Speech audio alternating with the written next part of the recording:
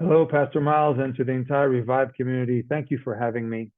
My name is Goldflam. I'm a tour guide in Israel. An Israeli citizen. My family's here, former member of the IDF. I want to give you just a few words about what is going on here these days. You've all heard about terrible news and the events that took place 2 weeks ago with the attack of thousands of Hamas terrorists into Israel, murdering, raping, pillaging, beheading, torching, burning alive men, women, children, babies.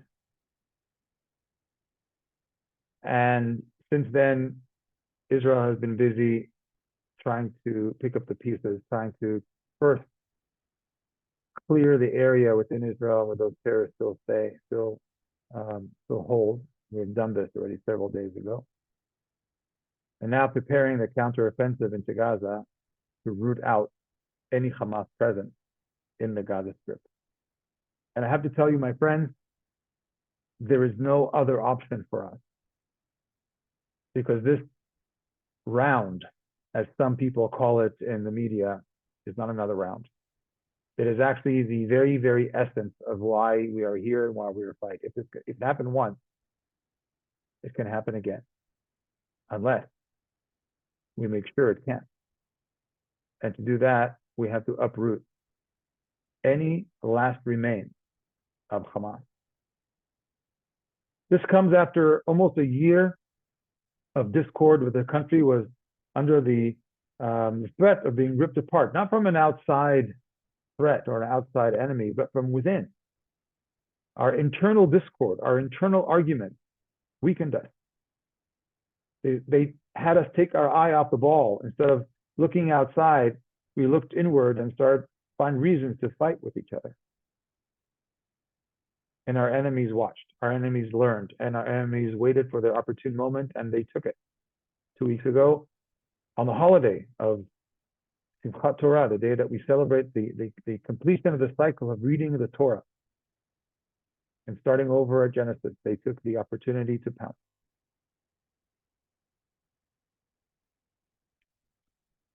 I want to thank you.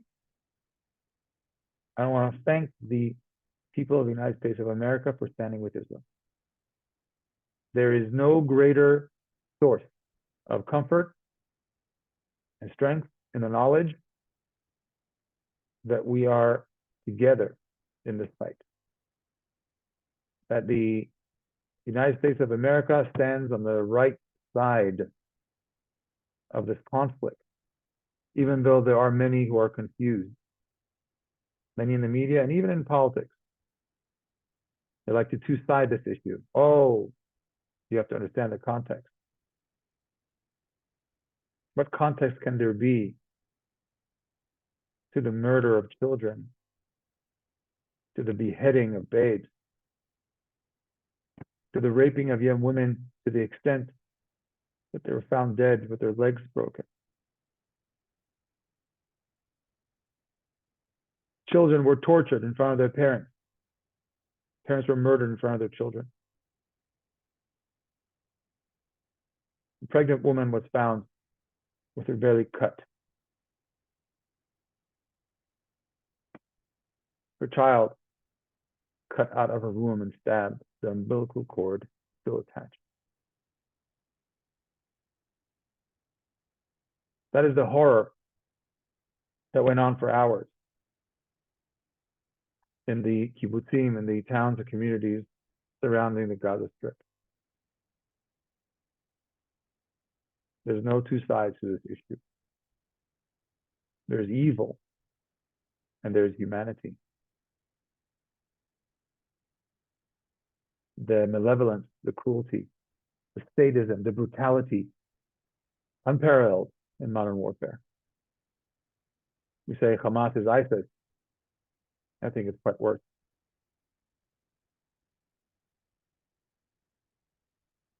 In Numbers, in Deuteronomy, God commands us to remember what the people of Amalek had done to the children of Israel as they left Egypt.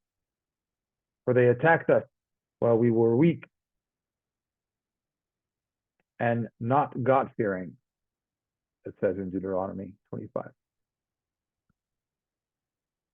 They were weak. We just left Egypt, a slave nation, still searching for their way, weak in their faith, not God-fearing. Many commentators say that they didn't treat each other very kindly. And at that moment, that the Amalekites, a very cruel people, a cruel tribe, cruel even to its own, we'll learn later in Samuel, as David learned, where the Amalekites kidnapped all the women and children, and he had left their own to die. That's when the Amalekites come. Hamas today are our Amalekites, and we will leave them no seed. The only way for Israel to continue to exist and live in this holy land, in our ancestral homeland, is if Israeli and Jewish children can continue to live here without fear of molestation, of murder, and abduction. And for that, we must show fortitude and strength and finish the job. And I thank the United States and the people of the United States for standing with us in this endeavor. What can you do? What can be done? I hear a lot of speakers and experts who are talking about Hamas, even the European Union leaders, Canadian Prime Minister, and President Biden, saying Hamas does not represent the legitimate aspirations of the Palestinian people. With respect, I think that is a mistake. Hamas was elected democratically. Even today, 75% of the Palestinian population will support Hamas and not the PLO. 40,000 Hamas troops did not come from outer space. They grew up in a culture, an environment, in schools. They taught them from a very young age, from the age of 3 and 4 and 5, to be martyrs, to kill Jews, to stab Jews, to kidnap Jews. It's not happening in a vacuum. It's happening in a culture that celebrates the murder and the torture and the rape of Jews. Many videos have emerged after the Hamas terrorists came through murdering, killing regular Gazan citizens, came in on bicycles and flip-flops. Young men and even women going through people's homes, stealing, thieving, pointing Hamas terrorists in the direction where they heard people are still alive. So yes, many people in Gaza are civilians, and Israel must take precautions as much as possible to avoid civilian casualties. That is true. But to say that Hamas does not represent the Palestinian people is a mistake. It's hard for us to accept that there is such an ideology and such a belief that they don't want the same thing we want for our children. That's our Western thinking. They say what they mean, and they mean what they say.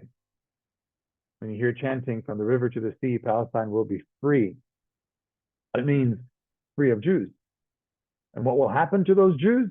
Well, we saw 2 weeks ago exactly what they want to happen to those Jews. The sad thing is that we're hearing these chants not in Gaza, in Damascus or Cairo. We're hearing these chants in New York and Chicago and London and Berlin. And that's where we need your help. We need your help to contact your elected officials in your towns, in your states, and tell them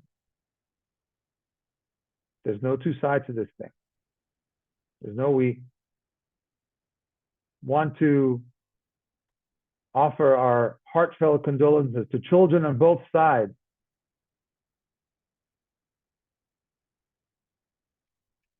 We need you to stand by Israel.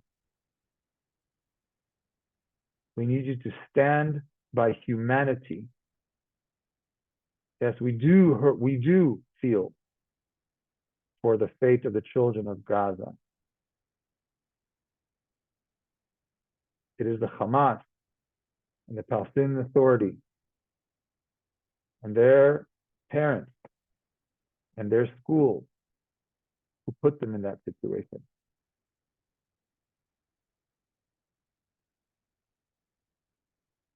I pray that this will be over soon and that children will be able to walk once again in the fields around the Gaza Strip without fear of being attacked,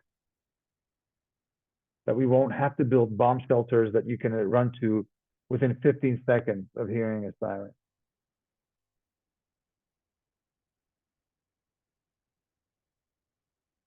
And I hope that sincerely you can come back to Israel and come visit us so you can experience the wonder of this amazing country. With that, I will leave you and I will pray with you for the peace of Jerusalem, for the strength of the people of Israel, for the success of the Israel Defense Forces and the safe return of all our troops to their homes. Thank you very much, and God bless you.